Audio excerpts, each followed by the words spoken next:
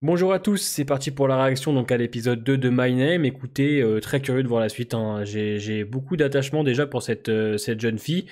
Ça marche en tout cas ce qu'ils ont essayé d'installer à l'épisode 1 entre l'enjeu que tu comprends très bien et le développement qu'on a essayé de faire direct en fait pour te donner de l'empathie tout de suite avec ce personnage principal qui, on va pas se mentir, te donne de l'affection déjà parce que tu veux savoir où elle va aller, tu veux savoir ce qu'elle va faire par la suite, ce qu'elle va devenir. Donc voilà, on va se lancer l'épisode, j'ai vraiment hâte, c'est parti, let's go. Aïe aïe aïe. Des droites de cow-boy. Surtout que lui, il veut atteindre le sommet, il l'a dit, donc... Allez, pète-lui le bras, pète-lui le bras. Elle a pris du niveau, hein.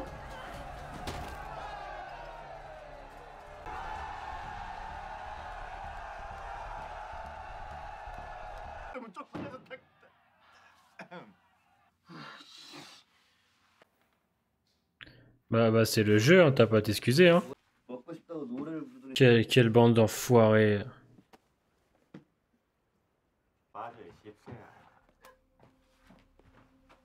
Quelle horreur.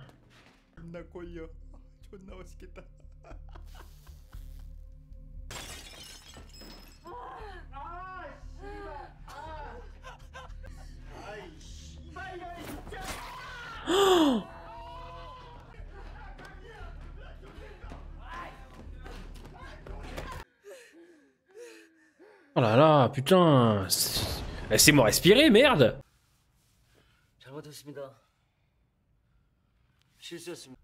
En même temps, tu peux pas garder un mec comme ça chez toi. Il a trahi le code, là. Bah oui. Déjà, estime ton héros, il te tue pas. Qu'est-ce qu'il a... Oh, puis sa main plein de sang sur... Ah ouais, c'est violent mentalement et physiquement. En fait, j'aime bien le sens qu'on veut donner à tout ça. En plus, les interprétations peuvent être propres à chacun.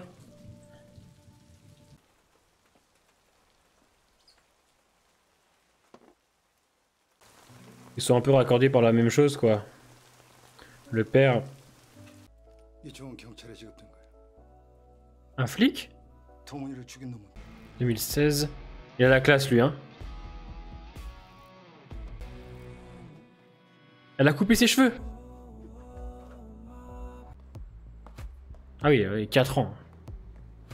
5 ans. C'est un truc de ouf, comment ça va à l'essentiel direct, ça perd pas de temps.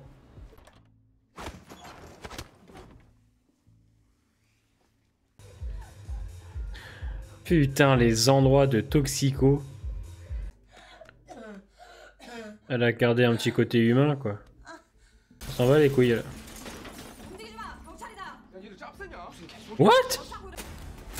Oh. Mais elle a intégré la brigade?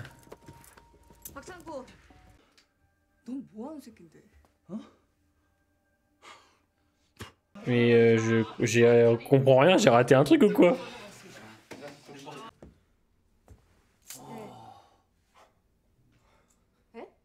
Oui, donc il y a les flics maintenant, donc elle doit mener son enquête. D'accord.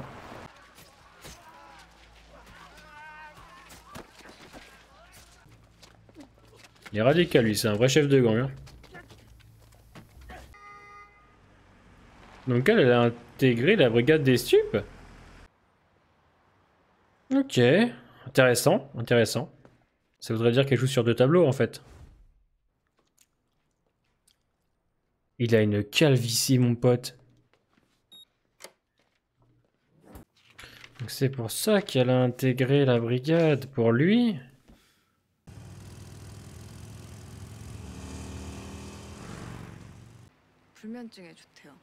C'est vrai que la camomille, c'est très bon, hein. J'en consomme.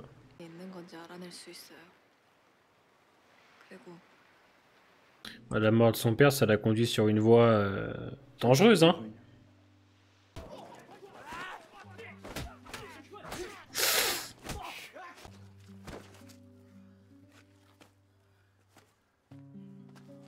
C'est bien qu'on ait des petits flashbacks avec le père, c'est intéressant. Gros joujou ça, hein.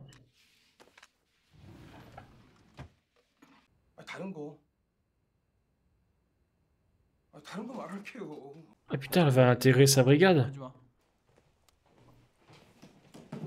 C'est une relation un petit peu compliquée entre les deux. De toute façon, ils sont dans la même équipe, hein, ils vont devoir s'allier, ils ont pas le choix. Hein. Donc lui, il est pas net. Hein. Il aboie sa camomille, hein, finalement. Bah, quand même, au bout de 5 ans. Ah oui.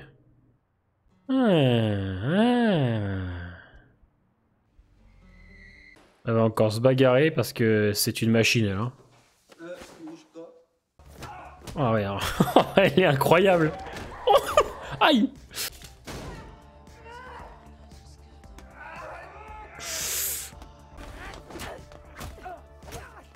Excellent.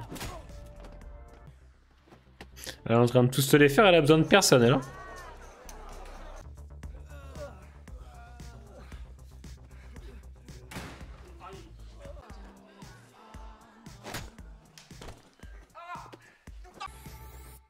Ok. Putain, l'intro. Le début de l'épisode, il est ultra dur. Franchement, la tentative de viol qu'elle subit, c'est ultra prenant, puisqu'en plus, il y a une scène, moi, qui me marque, c'est quand elle va utiliser, en fait, l'urne cassée de son père pour se défendre. Alors, certains vont l'interpréter un petit peu comme ils veulent. Moi, je l'ai senti un petit peu comme, en fait, c'est comme si elle avait utilisé un peu de son père pour se battre. Et surtout, il y a un truc qui est marquant, c'est qu'elle a les mains pleines de sang et elle touche l'urne. Un petit peu comme si c'était ce que lui avait légué son père, en fait. Que malheureusement, les agissements de son père ont conduit sa fille à devenir comme ça. Et le sang qu'elle a sur les mains, et ben, c'est un peu celui de son père aussi. Donc il y a tout ce parallèle-là que je trouve intéressant. C'est pas ultra travaillé non plus, mais c'est suffisant pour ce qu'on essaye en fait de montrer, et j'aime beaucoup. Et c'est vrai qu'après, t'as une transition, 5 ans, où elle est passée flic, enfin elle va rentrer ensuite à la brigade des stupes. Et alors c'est vrai que ça va très vite, on va pas se mentir, on est déjà à l'épisode 2.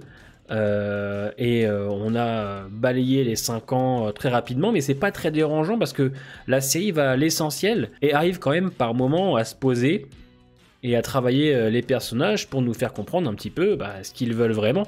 Et c'est très bien, c'est très bien. Il y a Mujin ça, putain j'ai du mal, excusez-moi, qui est un petit peu son mentor, qui a l'air de l'apprécier quand même, mais on a très bien compris à la fin que si jamais ça merde, ils devront la tuer. Il laisse rien passer, il est intransigeant. Donc il y a quand même une certaine part de mystère, de tension entre les deux, parce que je pense qu'ils s'apprécient, il y a un mentor, une élève, mais il y a quand même quelque chose entre les deux qui me paraît un peu bizarre. Enfin, en tout cas, lui, il est extrêmement particulier. Dans cet épisode, on découvre aussi le flic, un jeune flic, j'ai oublié son nom, excusez-moi, qui a du mal à accepter notre héroïne au sein de la brigade des stupes, sauf qu'à la fin, il se rend compte que, à mon avis, faut pas trop lui baver sur les rouleaux à la petite, puisque tu vas ramasser, mon grand. Et encore une fois, on est là pour te montrer que ce personnage a du mal à être accepté. C'est un personnage qui a été présenté en tout cas comme seul, dans le premier épisode, vraiment toute seule, une solitaire, qui a du mal à s'entourer, qui a du mal à se faire des amis, et à chaque fois qu'elle va quelque part, j'ai l'impression qu'elle a du mal à être acceptée par les autres, et elle est obligée de montrer aux gens qui elle est, pour qu'en fait elle soit acceptée. Alors, je me demande comment les choses vont se dérouler par la suite, mais on travaille vraiment ce côté-là, son côté solitaire, et ça j'apprécie beaucoup. C'est un bon épisode, ultra bien rythmé. Franchement, ça dure 45 minutes, je me suis pas fait chier.